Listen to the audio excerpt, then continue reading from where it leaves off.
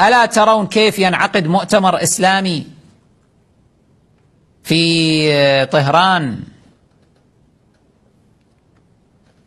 في هذه القاعة الضخمة مالت البرلمان، قاعة جدا ضخمة عندهم مالت البرلمان،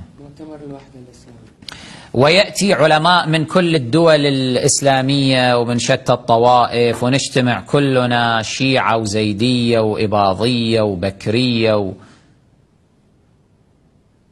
وش مدريني ايش قد طوائف، اكو صوفية واسماعيلية يمكن، وكل الطوائف قاعدين مبسوطين، وبعدين يصورون ياخذون لقطة تذكارية مع خامنئي مثلا، وبعضهم ينامون نص الجلسة ما يدرون هوا دارهم شنو. ولكن في نفس هذا المؤتمر أو في مؤتمر دول عدم الانحياز انتم يعني متونسين أنه جامعين كل هؤلاء. على ماذا جامعينهم انتم؟ على الباطل.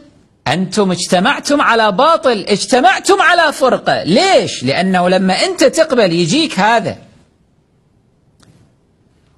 وفي مؤتمرك هذا يعلن الترضي والثناء على أبي بكر وعمر وعثمان، مثل ما سواه محمد مرسي اللي إن شاء الله يعجل بإعدامه عقوبة من الله على ما فعل، لأنه أراد أن يدخل التاريخ.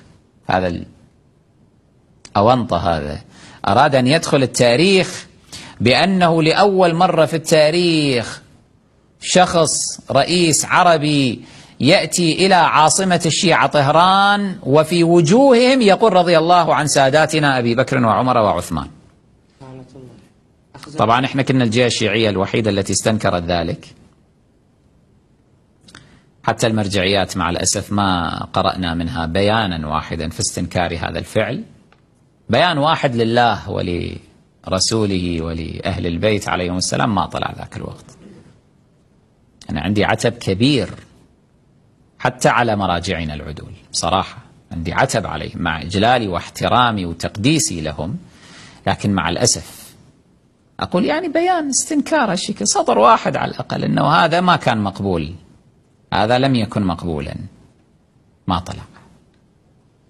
احنا فقط دائما الوحيدين الذين نستنكر، الوحيدين اللي نتكلم، الوحيدين اللي ندافع عن أهل البيت في مثل هاي الموارد، لأنهم يشوفونها موارد حساسة.